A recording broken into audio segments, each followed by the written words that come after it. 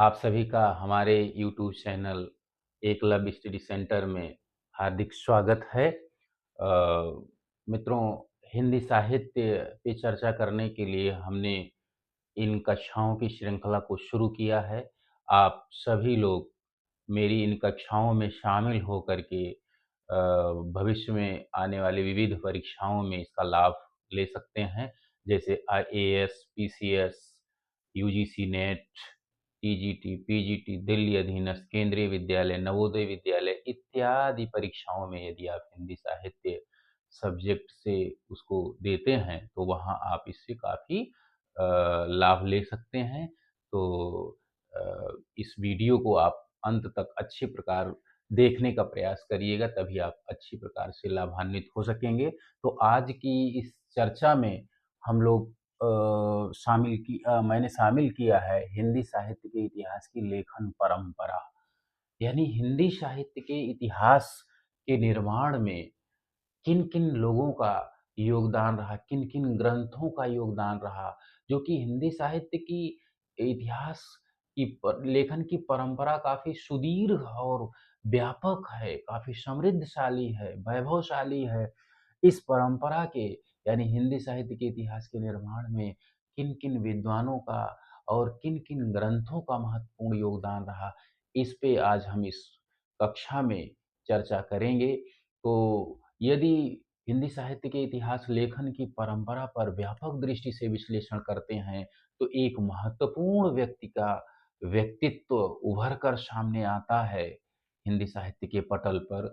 वो व्यक्तित्व है आचार्य रामचंद्र शुक्ल।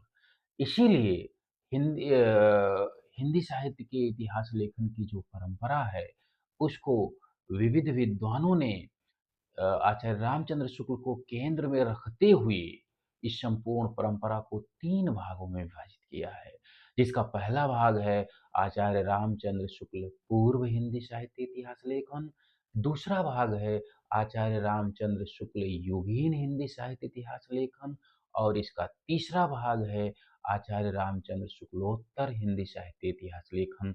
मित्रों, तीनों भागों का एक ही वीडियो में हम लोग विश्लेषण चर्चा नहीं कर पाएँगे, क्योंकि उससे वीडियो बहुत ज़्यादा लंबी हो जाएगी। इसलिए इस भाग में इस कक्षा में मैं केवल आचार्य रामचंद्र शुक्ल से पूर्व हिंदी साहित्य इतिहास लेखन की जो परंपरा है, उसका मैं विश्लेषण करने का प्रयास करूँगा। और इस परंपरा में कई सारे ग्रंथों की रचना हुई, जो ख़ास करके इसमें औपचारिक ग्रंथों की कम रचना हुई और अनौपचारिक रूप से ज़्यादा ग्रंथ लिखे गए। इसमें मैं औपचारिक और अनौपचारिक 2 शब्दों को पहले क्लियर कर देना चाहता हूँ। औपचारिक, अनौपचारिक, अनौपचारिक। औपचारिक से तात्पर्य है कि ऐसे ग्रंथ जो हिंदी साहित्य के इतिहास को ध्यान में रखते हुए लिखे गए, यानी यह मान कर के उनकी रचना की गई कि हम हिंदी साहित्य का इतिहास लिखने जा रहे हैं। ऐसे ग्रंथ को औपचारिक ग्रंथ के रूप में, औपचारिक हिंदी साहित्य के ग्रंथ के रूप में जाना जाता है। और ऐसे ग्रंथ जो हिंदी साहित्य के इतिहास लेखन को ध्यान में देख कर के नहीं लिखे गए, बल्कि वो सामान्य रूप से, सामान्य विवरण के रूप में, सामान्य तथ्यों के रूप में लिखे गए, किंतु वे आगे चल कर के हिंदी साहित्य के इतिहास के निर्माण में जो ग्रंथ उपयोगी सिद्ध हुए, उनको उनके लिए स्रोत ग्रंथ के रूप में महत्वपूर्ण भूमिका निभाए। ऐसे ग्रंथों को औपचारिक ग्रंथ के रूप में शामिल किया जाता है। तो हिंदी साहित्य के इतिहास की जो लेखन परंपरा है, वो अनौपचारिक ग्रंथों से ही शुरू होती है। और इन अनौपचारिक ग्रंथों में किसका-किसका योगदान है, ये मैंने कुछ ग्रंथों को पहले से ही लिख रखा है। इन पे एक-एक करके हम लोग चर्चा करेंगे, ताकि पूरी परंपरा आप लोगों के समझ में अच्छे से आ जाए। अब इस अनौपचारिक जो ग्रंथ श्रृंखला है, उसमें सबसे पहला जो नाम आता है, अब तक के शोध के अनुसार, वो है 84 वैष्णवन की वार्ता और 252 वैष्णवन की वार्ता। कुछ विद्वान इसको इन दोनों ग्रंथों को वार्ता ग्रंथ नाम दे देते हैं, तो आपको कन्फ्यूज़ नहीं होना है। कभी वार्ता ग्रंथ नाम से यदि आए तब भी इन्हीं दोनों ग्रंथों का आपको ग्रहण करना है, और यदि ये नाम से पूछा जाए तब भी कोई दिक्कत नहीं होनी चाहिए। आइए हम लोग इस पे चर्चा करते हैं कि इन दोनों ग्रंथों के लेखक कौन हैं? इन दोनों ग्रंथों के रचनाकार के संदर्भ में विद्वानों में मतभेद की स्थितियां हैं, किंतु उसके बावजूद भी अधिकांश विद्वान सहमत हैं इससे कि इसके रचनाकार गोकुलनाथ जी हैं। गोकुलनाथ, गोकुलनाथ, ये गोकुलनाथ जी जो हैं वो वल्लभाचार्य जी के पौत्र हैं तथा आचार्य विट्ठलनाथ जी के पुत्र हैं। तो आइए इन पे हम लोग चर्चा कर लेते हैं कि 84 वैष्णवन की वार्ता में आखिर है क्या? कौन सा विषय वर्णित है? 84 वैष्णवन की वार्ता में वल्लभाचार्य जी के शिष्यों का विवरण दर्ज है, जो पुष्टि मार्गीय परंपरा में दीक्षित थे। खास करके उनकी उनका जो जीवन वृत्त है, उनकी जो रचनाएँ हैं, उसका विवरण यहाँ पे इस ग्रंथ में प्राप्त होता है। और ये जो 252 वैष्णवन की वार्ता है, ये गोकुलनाथ जी के पिता आचार्य विट्ठलनाथ जी के शिष्यों का रचना काल, उनका जीवन इत्यादि उनकी रचनाओं के उदाहरणों के साथ इसमें वर्णित है इन 2 ग्रंथों में। तो सीधे-सीधे इतिहास में तो योगदान नहीं करते हैं, चूँकि इतिहास बोध का इसमें अभाव है, इतिहास लेखन में जो कसौटियाँ होनी चाहिए उनका अभाव है, किंतु ये हिंदी साहित्य के इतिहास के निर्माण में एक स्रोत ग्रंथ के रूप में महत्वपूर्ण भूमिका निभाते हैं। इस परंपरा को आगे बढ़ाने में जिस ग्रंथ का आगे नाम आता है वो है भक्तमाल। भक्तमाल के रचनाकार हैं नाभादास। नाभादास, नाभादास ये उस समय इतिहास और साहित्य दोनों दृष्टियों से काफी महत्वपूर्ण साबित होता है ये ग्रंथ। इसकी रचना में नाभादास जी ने लगभग 200 भक्त कवियों, लगभग 200 भक्त कवियों का ब्यौरा इसमें संकलित किया। नाभादास जी ने इनके जन्म काल, जीवन चरित्र, उनकी रचनाओं के उदाहरणों के साथ इसमें वर्णित किया, और जो आगे चल करके ये ब्यौरे, ये विवरण काफ़ी उपयोगी सिद्ध हुए। इसमें जो भी उस समय तत्कालीन परिस्थिति में, उस समय समकालीन स्थिति में जो चर्चित भक्त कवि थे, उनका ब्यौरा इसमें शामिल किया। जैसे विष्णु स्वामी, विष्णु स्वामी, विष्णु स्वामी, माधवाचार्य, माधवाचार्य, शंकराचार्य, शंकराचार्य, रामानुज, रामानुज, रामानुज, तुलसीदास, सूरदास, कबीर, मीरा, रैदास, धन्ना, पीपा इत्यादि ये 200 भक्त कवियों में शामिल थे। इनका ब्यौरा इसमें संकलित है। आगे आने वाले इतिहास निर्माण में इनका महत्वपूर्ण योगदान है। आगे जो ग्रंथ है इस श्रृंखला को आगे बढ़ाने में, वो ग्रंथ है कविमाला। कविमाला के विषय में भी हम लोग चर्चा कर लेते हैं, और इसका भी हिंदी साहित्य के इतिहास के निर्माण में स्थान है अच्छा। और ये पहले हम लोग जानते हैं कि ये किस कवि के द्वारा, किस साहित्यकार के द्वारा प्रणीत है। तो कविमाला लिखा है यदुराय के पुत्र, यदुराय के पुत्र तुलसी राम जी ने। तुलसी राम इसके रचनाकार हैं, और ये ग्रंथ लिखा गया संवत 1712 ईस्वी में। संवत 1712, सॉरी, संवत 1712 विक्रमी में। और इस ग्रंथ में खास करके संवत 1500 से, संवत 1500 से संवत 1700 तक के विभिन्न कवियों का विवरण, लगभग 75 कवि इसमें शामिल थे। उनका विवरण, उनका जन्म काल, उनकी रचनाएं इत्यादि का संग्रह इसमें मिलता है। तो इस ग्रंथ में भी इतिहास बोध का अभाव है। यह मात्र एक स्रोतों की संग्रह के रूप में ही रह गया। इसलिए हालाँकि उस परंपरा के को आगे बढ़ाने में उपयोगी भूमिका निभाता है। अगला जो ग्रंथ है कालिदास हजारा, इसका भी अपना महत्वपूर्ण स्थान है। कालिदास हजारा के लेखक प्रसिद्ध कवि अ, कालिदास जी हैं। कालिदास कालिदास जी हैं। इस कालिदास हजारा जो ग्रंथ है, इसमें संवत 1480 से संवत 1775 विक्रमी तक के लगभग 212 कवियों के 1000 के आसपास छंद, कवियों के 1000 के आसपास छंद, 1000 के आसपास छंदों का ब्यौरा मिलता है, जो ये आगे चल कर के काफ़ी महत्वपूर्ण स्रोत ग्रंथ के रूप में, आधार ग्रंथ के रूप में काम करता है। तो ये कालिदास हजारा की यहाँ पे इस तरह से भूमिका नज़र आती है। अब अगला जो ग्रंथ है, जो इस परंपरा को बढ़ाने में उपयोगी सिद्ध होता है, वो ग्रंथ है आदि ग्रंथ। आदि ग्रंथ इस पे यहाँ कर लेते हैं ताकि स्पष्ट दिखाई पड़े। आदि ग्रंथ, आदि ग्रंथ का एक और नाम है, क्योंकि ये ग्रंथ सिख धर्म का एक पवित्र ग्रंथ है, सिख धर्म का सबसे पवित्र ग्रंथ ये माना जाता है और इसी को आदि ग्रंथ भी कहते हैं। आदि ग्रंथ का एक दूसरा नाम है गुरु ग्रंथ साहिब। गुरु ग्रंथ साहिब साहिब अब इस गुरु ग्रंथ साहिब या आदि ग्रंथ के संकलनकर्ता अ, अ, सिखों के पांचवें गुरु अर्जुन देव, गुरु अर्जुन देव जी हैं।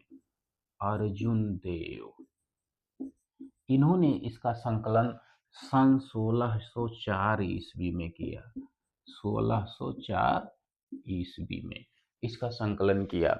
इस ग्रंथ का हिंदी साहित्य के इतिहास के निर्माण में इसलिए उपयोगी स्थान है क्योंकि इसमें उस समय जितने भी समकालीन रचनाकार थे, उनकी रचनाओं का प्रामाणिक संग्रह ये माना जाता है, जिसमें हैं गुरु नानक जी, कबीर हैं, धन्ना धन्ना, पीपा इत्यादि, रैदास, इनकी वाणी का प्रामाणिक संकलन यह सुंदरदास जी हैं, रामदास जी हैं, जितने भी उसके आसपास रचना कर रहे थे उस समय, तो उनके सभी का की रचनाओं का ब्यौरा यहाँ पे अच्छी प्रकार से मिलता है। इसलिए हिंदी साहित्य के इतिहास के निर्माण में आदि ग्रंथ का भी महत्वपूर्ण योगदान है।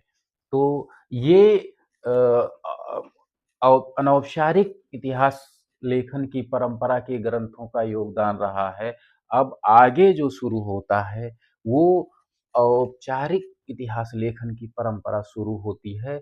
उसकी उस पे हम लोग चर्चा करते हैं, क्योंकि दोनों का बहुत ही महत्वपूर्ण योगदान रहा है। अब आप लोगों को ये जान करके हैरानी भी होगी कि हिंदी साहित्य का औपचारिक रूप से पहली बार इतिहास जो है हिंदी भाषा में नहीं लिखा गया। वो हिंदी साहित्य का सबसे पहला औपचारिक इतिहास फ्रेंच भाषा में लिखा गया। फ्रेंच भाषा के एक प्रसिद्ध विद्वान थे गारसा दा ताशी।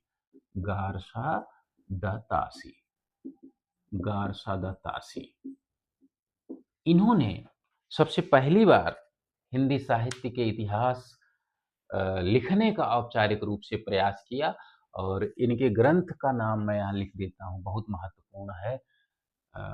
इस्तवार द ला लिटरेचर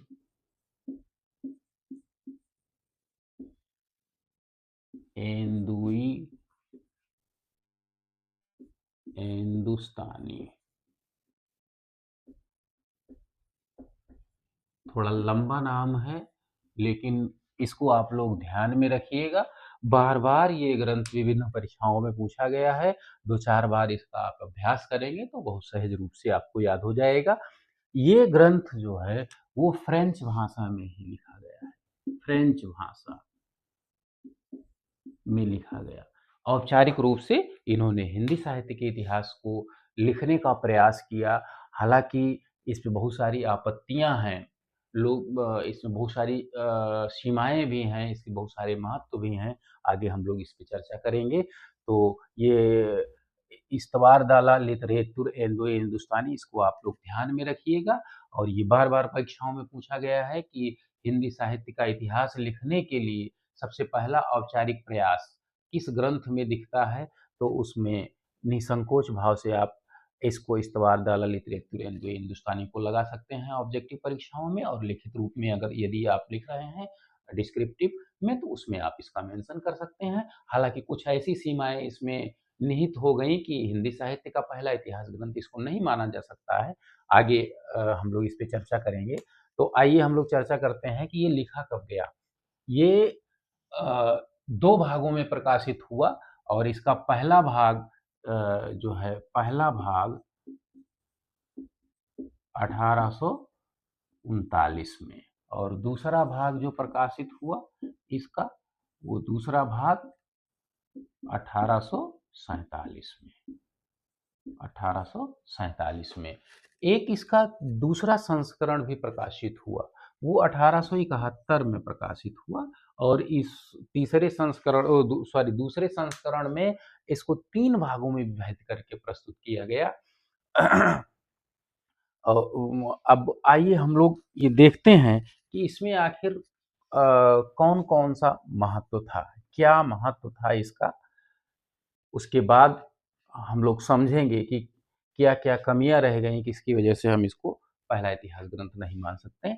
तो इसका महत्व सबसे पहले ये है, जो सबसे महत्वपूर्ण है कि औपचारिक रूप से हिंदी साहित्य का इतिहास लिखने का पहला प्रयास किया गया। पहला तो महत्व ये है। दूसरा महत्व जो सबसे बड़ा है, वो लगभग 3000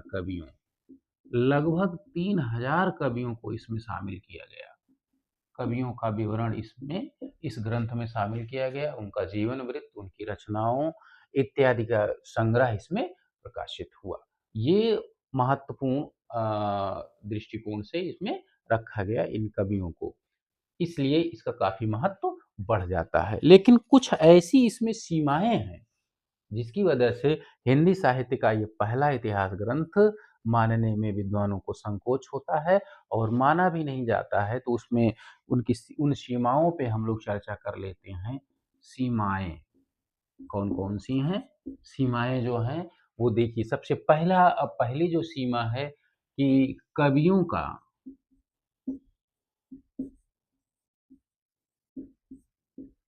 कालक्रम के स्थान पर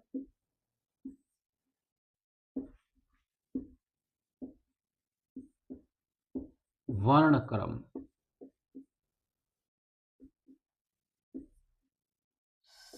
से अंकन,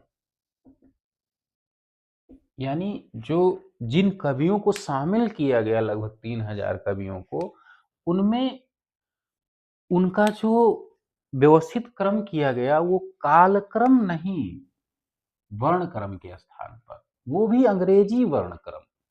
ये जो वर्णक्रम था वो अंग्रेजी वर्णक्रम था। अब इसमें क्या होता है कि हिंदी साहित्य का इतिहास लिखने के लिए या किसी भी भाषा का इतिहास लिखने के लिए कालक्रम बहुत इम्पोर्टेंट चीज़ होती है, कालक्रम काफ़ी महत्व की चीज़ होती है, जिसके आधार पर, चूँकि इतिहास में कालक्रम का बहुत ज़्यादा महत्व है, तो कालक्रम का ध्यान देना चाहिए। इसमें कालक्रम का ध्यान नहीं दिया गया था। थोड़ा उदाहरण के माध्यम से इसको मैं और इन 2 शब्दों को क्लियर करना चाहता हूँ। कालक्रम का मतलब है, जैसे कोई रचना 1850 में लिखी गई, कोई रचनाकार हैं 1920 में, कोई हैं 2025 में, 2020 में, सॉरी। अब ये है, तो कालक्रम क्या हुआ? कालक्रम का मतलब जो रचनाकार 1850 में रचना लिख रहे थे, उनका विवरण पहले आएगा, जो 1920 में कर रहे थे, उनका विवरण उसके बाद आएगा, और जो 2020 में है, उनका विवरण 2020, यानी समय काल के अनुसार उनका क्रम व्यवस्थित ढंग से स्थापित किया जाएगा। ये विवरण कालक्रम है जो एक वैज्ञानिक और ऐतिहासिक जो पद्धति मानी जाती है उसमें इसका अनुसरण किया जाता है। अब आइए समझ लेते हैं वर्णक्रम क्या होता है। वर्णक्रम इन्होंने अंग्रेजी वर्णमाला के क्रम के अनुसार जैसे ए, बी, सी और डी ये अंग्रेजी वर्णमाला के अक्षर हैं। तो इसमें क्या किया इन्होंने कि जितने कवियों का नाम जो 3000 के आसपास कवियों को संकलन किया उसमें जितने कवियों का नाम ए अल्फाबेट से आ रहा था उनको एक साथ शामिल कर दिया और जितना बी से नाम आ रहा था उनका एक साथ शामिल कर दिया, सी वाले को एक साथ, डी वाले को एक साथ। अब इसमें क्या हुआ, ये जो कालक्रम है टाइम पीरियड ये भंग हो गया। पता लगा ए क्रम से 2020 वाला आ गया तो इसका पहले यहाँ ब्यौरा अंकित हो गया।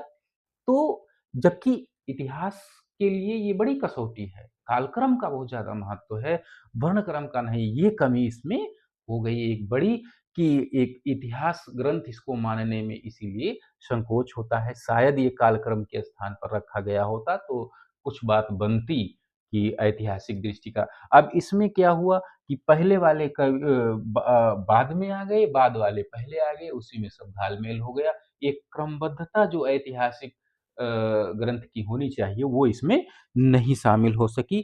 तो एक ये पहली सीमा है और दूसरी सीमा का हम लोग विश्लेषण करते हैं, चर्चा करते हैं। वो दूसरी जो इसमें सीमा थी, काल विभाजन का प्रयास न करना। काल विभाजन काल विभाजन का प्रयास नहीं। काल विभाजन साहित्य का इतिहास या कोई भी इतिहास लिखने के लिए काल विभाजन बहुत महत्वपूर्ण कड़ी होता है। काल विभाजन और साथ में नामकरण, काल विभाजन एवं नामकरण, यहाँ आप लोग जोड़ लीजिएगा, एवं नामकरण। जितना भी जितने समय का वो ये साहित्य का इतिहास लिख रहे हैं, उनको विभिन्न कालों में विभाजित करना चाहिए था और उसका नामकरण करना चाहिए था, जो कि साहित्य के इतिहास लेखन में महत्वपूर्ण भूमिका इसकी होती है, जो यह कार्य इन्होंने नहीं किया। ये कमी यह बड़ी रही। अब आगे अगली क्या कमी इन्होंने किया, युगीन प्रवृत्तियों का विश्लेषण नहीं किया। युगीन प्रवृत्तियों का विश्लेषण नहीं। युगीन प्रवृत्तियां क्या होती हैं? युगीन प्रवृत्तियों से तात्पर्य यह है कि रचनाकार जिस समय रचना कर रहा है, उस समय का जो समाज है, समाज की जो समकालीन प्रवृत्तियां हैं, वो रचनाकार की रचना से जुड़ती हैं कि नहीं, उनका विश्लेषण करना। साहित्य के इतिहास लिखने में ये बहुत महत्वपूर्ण चीज होती है कि जो रचना है उसमें योगीन प्रवृत्तियों का कितना समावेश हो सका है, इसका भी विश्लेषण किया जाए। लेकिन गार्सा दा ताशी जी ने अपने ग्रंथ में इसका भी विश्लेषण नहीं किया। यह भी एक सीमा उनके ग्रंथ की आती है। एक अगली सीमा जो आती है वो है हिंदी के साथ हिंदी के साथ उर्दू कवियों का भी उर्दू कवियों को भी शामिल किया। कवियों को भी शामिल किया शामिल किया। अब इसमें क्या, अब जब हिंदी साहित्य का इतिहास लिख रहे थे तो उर्दू कवियों को शामिल करने की आवश्यकता नहीं थी, किंतु इन्होंने हिंदी साहित्य के इतिहास लेखन में उर्दू कवियों को भी शामिल कर दिया। तो इसलिए क्या हुआ कि ये हिंदी साहित्य का इतिहास नहीं रह गया केवल, क्योंकि उर्दू को कवियों को भी लिख दिया गया।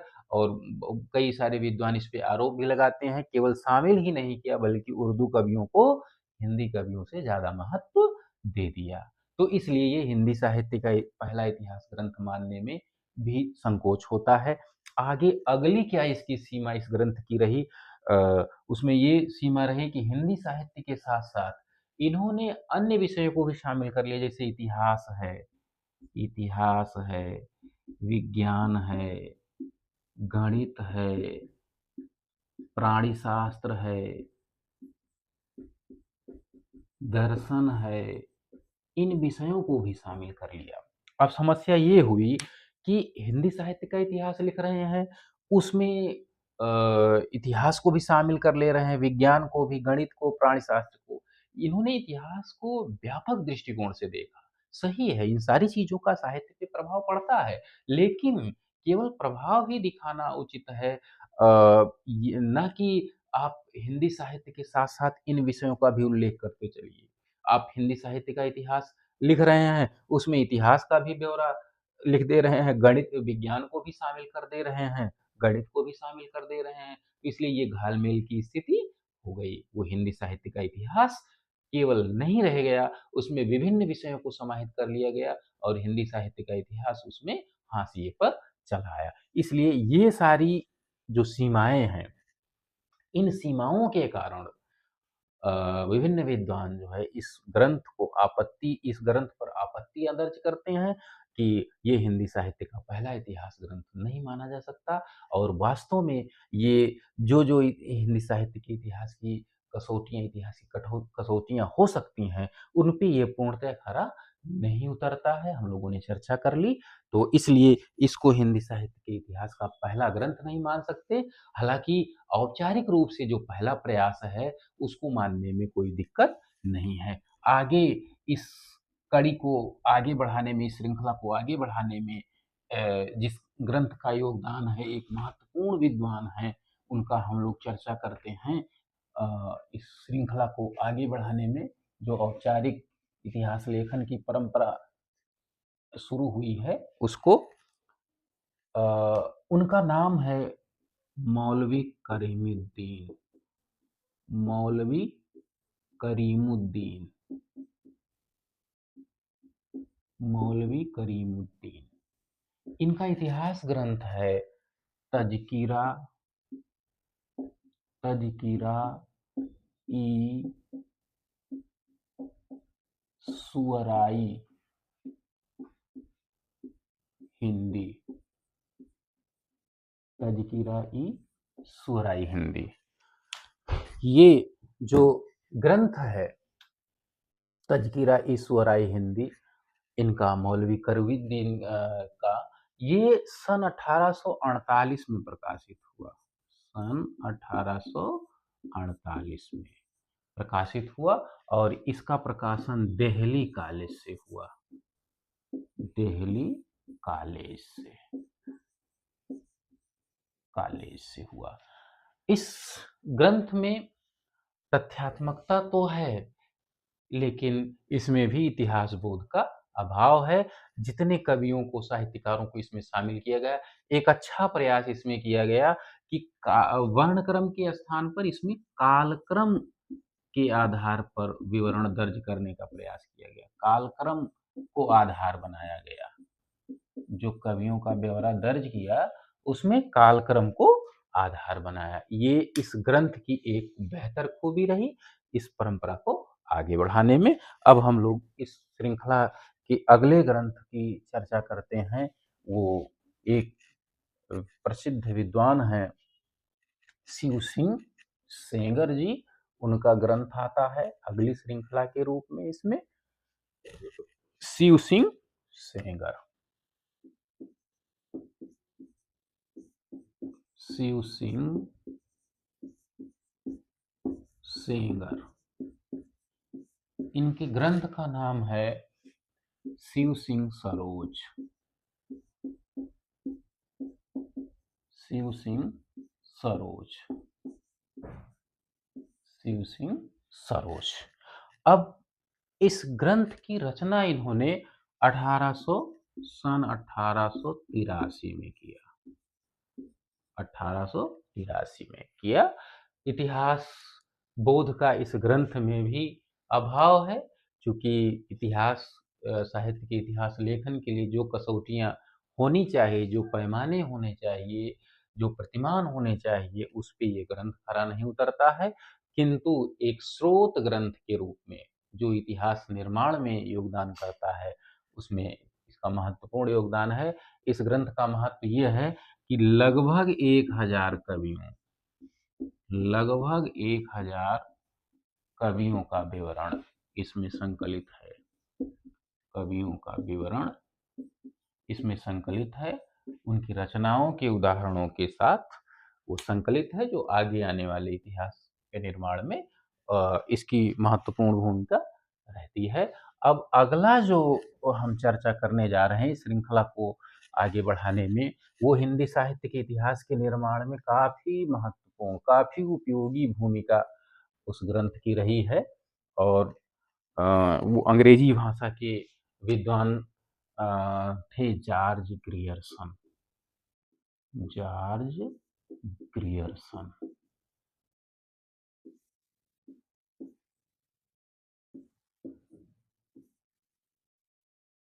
जॉर्ज ग्रियर्सन, इनका ग्रंथ है, बहुत बार पूछा गया है, थोड़ा लंबा है, लेकिन इसको ध्यान से देख लीजिएगा ध्यानपूर्वक।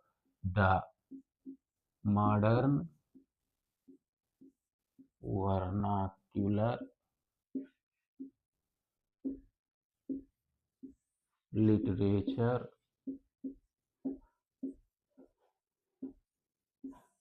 ऑफ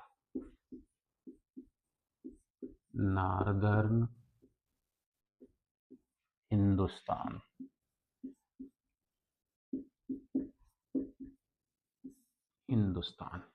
अब ये ग्रंथ, ये अंग्रेजी भाषा में, इसको मैं लिख दूं, अंग्रेजी भाषा में ये ग्रंथ प्रकाशित हुआ।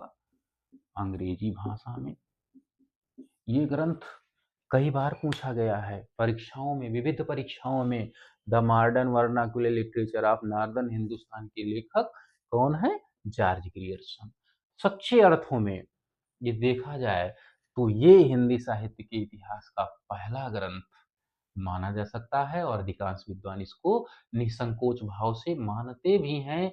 आगे हम लोग उस पर चर्चा करेंगे, कौन कौन से ऐसे आधार हैं इसमें, इस ग्रंथ में क्या क्या खूबियां हैं जिसके लिए हम लोग बाध्य होते हैं इसको पहला इतिहास ग्रंथ मानने के लिए। तो उसके महत्व पे हम लोग चर्चा करेंगे, लेकिन इसको आप लोग बहुत ध्यान से देख लीजिएगा, क्योंकि ये विविध परीक्षाओं में कई बार पूछा गया है। अब हम लोग चर्चा करते हैं कि इसका प्रकाशन कब हुआ। ये सन 1888 में प्रकाशित हुआ, 1888 में। और एक बहुत ही प्रसिद्ध पत्रिका उस समय थी, विलियम जोन्स जी उसको शुरुआत किए थे, Asiatic Society of Bengal. Asiatic Asiatic Society of Bengal. Asiatic Society of Bengal पत्रिका के विशेषांक के रूप में ये निकला, ये प्रकाशित हुआ विशेषांक के रूप में। बाद में उसको एक ग्रंथ का रूप दे दिया गया, और ये अंग्रेजी भाषा में था। हालांकि इसका हिंदी में भी अनुवाद किया गया। इस उस ग्रंथ को भी मैं यहाँ लिख दे रहा हूँ, क्योंकि ये तो बहुत बार पूछा जा चुका है, पुराना हो चुका है। अब नए नए तरीके से प्रश्न बनाए जा रहे हैं, तो उसको भी आप लिख लीजिए। इसका हिंदी अनुवाद किया हिंदी साहित्य का प्रथम इतिहास नाम से। हिंदी साहित्य का प्रथम इतिहास नाम से हिंदी में इसका अनुवाद हुआ, और इसका अनुवाद किया किशोरी लाल गुप्त जी ने। किशोरी लाल गुप्त जी ने इसका अनुवाद किया। इस ग्रंथ को आप लोग अच्छे से ध्यान में रखिएगा, क्योंकि ये पूछा जा सकता है परीक्षाओं में, तो इसलिए इस पे आप लोग विशेष फोकस करिएगा। अब हम लोग चर्चा करते हैं आगे कि आखिर कौन सा इसमें क्या क्या महत्व था इसका, कि जिसके लिए हिंदी साहित्य का ये प्रथम इतिहास ग्रंथ माना जा सकता है। उन कसौटियों का की हम लोग इस पे चर्चा करेंगे। तो जो सबसे पहली इसमें खूबी मिलती है, वो साहित्यकारों का विवरण जो है, साहित्यकारों का विवरण कालक्रम के अनुसार, काल क्रमानुसार। सबसे पहली जो इतिहास की दृष्टि से, साहित्य के इतिहास की दृष्टि से जो सबसे पहली महत्वपूर्ण कसौटी है कि जो भी साहित्यकार इन्होंने शामिल किया, उनका ब्यौरा उनके रचना काल के अनुसार उनको व्यवस्थित किया, जो साहित्य के इतिहास लिखने के लिए पहली महत्वपूर्ण कसौटी है। और जो दूसरा इस ये महत्व इसके इसका हम लोग चर्चा कर रहे हैं, महत्व। और दूसरा क्या इन्होंने अच्छा कार्य किया है इस ग्रंथ में, काल विभाजन एवं नामकरण। काल विभाजन एवं नामकरण का प्रयास। इन्होंने हिंदी साहित्य का जो अब तक का इतिहास है, उसको विभिन्न कालों में व्यवस्थित किया, उसको विभाजित किया और उन कालों का अपने अनुसार नामकरण भी किया। हालाँकि इनके नामकरण पे विविध विद्वानों में मतभेद है, वो आपत्तियाँ भी करते हैं कि विशेष मानसिकता से ग्रसित होकर के इन्होंने हिंदी साहित्य के इतिहास का नामकरण किया है। फिलहाल ये इस रूप में महत्वपूर्ण है कि पहली बार इन्होंने हिंदी साहित्य के इतिहास का काल विभाजन और नामकरण का प्रयास किया। ये प्रश्न कई बार पूछा गया है परीक्षाओं में, आप लोग ध्यान रखिएगा कि हिंदी साहित्य के इतिहास का काल विभाजन और नामकरण करने का पहला प्रयास किस विद्वान ने किया या किस ग्रंथ में मिलता है उसका विवरण, तो आप लोग निसंकोच भाव से इसको लगाइएगा। और ये लगभग 8 भागों में इसमें विभाजित किया इन्होंने। आगे जब काल विभाजन और नामकरण हम लोग पढ़ेंगे जिस कक्षा में, तो उसमें इसका विस्तृत रूप से हम लोग विवरण देंगे, वहाँ पे चर्चा अच्छे से होगी। यहाँ बस इतना ही कि इन्होंने ये प्रयास किया जो इतिहास की दृष्टि से काफ़ी महत्वपूर्ण था। और तीसरा जो इन्होंने प्रयास किया वो है युगीन प्रवृत्तियों का विश्लेषण। युगीन प्रवृत्तियों का विश्लेषण। उस समय जो युगीन प्रवृत्तियाँ थीं, उसका विश्लेषण इन्होंने किया। हालाँकि बहुत व्यापक विश्लेषण ये नहीं कर सके, लेकिन सीमित मात्रा में ही उसका विश्लेषण किया और उन्हीं प्रवृत्तियों को ध्यान में रखते हुए नामकरण भी किया। तो ये जो इतिहास, साहित्य के इतिहास लिखने की जो महत्वपूर्ण महत्वपूर्ण कसौटियाँ हैं, पहली बार ही सही इन्होंने उस पे प्रयास किया। और अगला जो इनका महत्वपूर्ण योगदान है हिंदी साहित्य के निर्माण में, वो ये है कि हिंदी साहित्य का भाषा की दृष्टि से क्षेत्र निर्धारण। दृष्टि से क्षेत्र निर्धारण। भाषा की दृष्टि से, यानी अब तक हम लोग देखते आए हैं कि जो गारसा दत्तात्रेय जी ने यही कमी कर दी थी कि हिंदी के साथ उर्दू कवियों को भी शामिल कर लिया था। हिंदी के साथ इतिहास को भी, गणित को भी, प्राणिशास्त्र को, विज्ञान को भी शामिल कर लिया था। लेकिन वो कमी यहाँ ग्रियर्सन जी ने नहीं किया।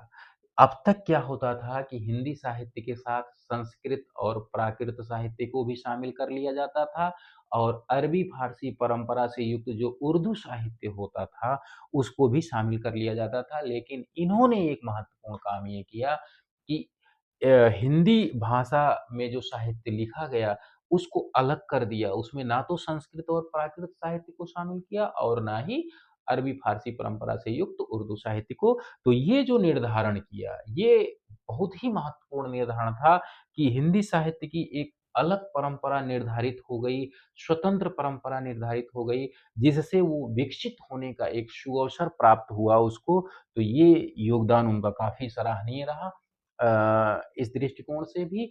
और एक अगला जो इनकी खूबी आती है निखर कर के, वो है कि हिंदी साहित्य के भक्ति काल को स्वर्ण युग नाम दिया। हिंदी साहित्य के भक्ति काल को स्वर्ण युग नाम दिया।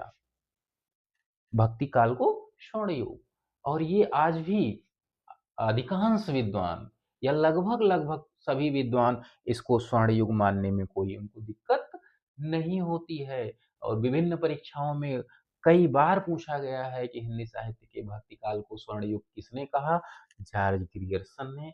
ये विकल्पीय परीक्षाओं में और जो डिस्क्रिप्टिव यानी व्याख्यात्मक उत्तर जिन परीक्षाओं में होता है, उसमें भी पूछा गया है कि हिंदी साहित्य को के भक्ति काल को स्वर्ण युग किन आधारों पे माना जा सकता है? क्या-क्या कसौटियाँ रही?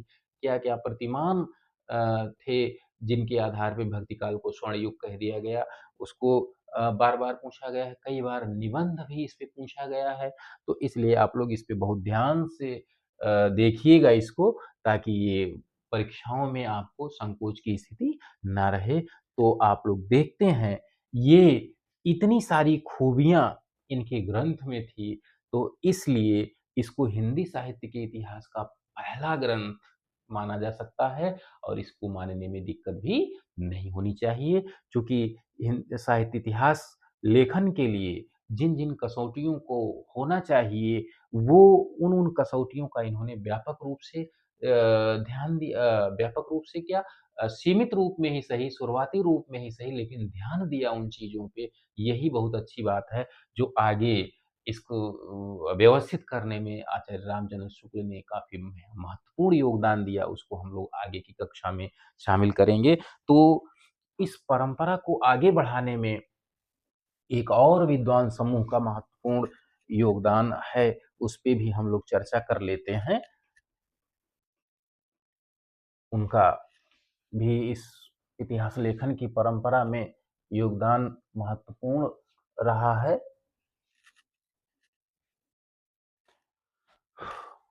उनका नाम है मिश्र बंधु। वो जो विद्वान हैं, वो मिश्र बंधु। ये जो मिश्र बंधु हैं, ये किसी एक व्यक्ति का नाम नहीं है, ये विद्वानों का समूह है। ये 3 भाई हैं, बंधु का मतलब भाई। ये 3 भाई हैं और तीनों भाई मिल कर के रचना जो करते हैं, वो मिश्रबंधु के नाम से प्रचलित होती है।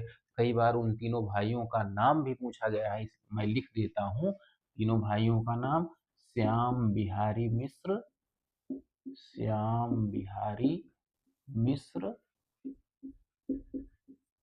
गणेश बिहारी मिश्र, गणेश बिहारी मिश्र, सुखदेव बिहारी मिश्र।